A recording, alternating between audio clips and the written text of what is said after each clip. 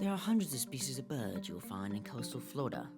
First are the wading birds like heron and egrets. Majestic of all is the great blue heron.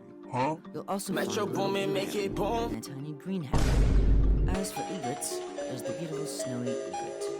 And if you're lucky, you'll see the odd but beautiful along the coast you may spot camelon. What's 9 plus While 10? along the rivers, you'll find his cousin. You stupid.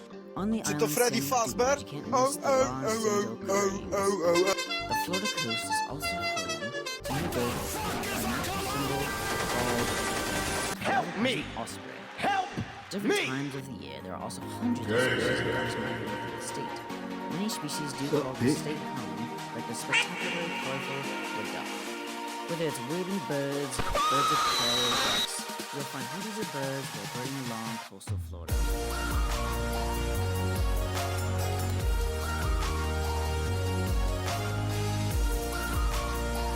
Fuck no, baby!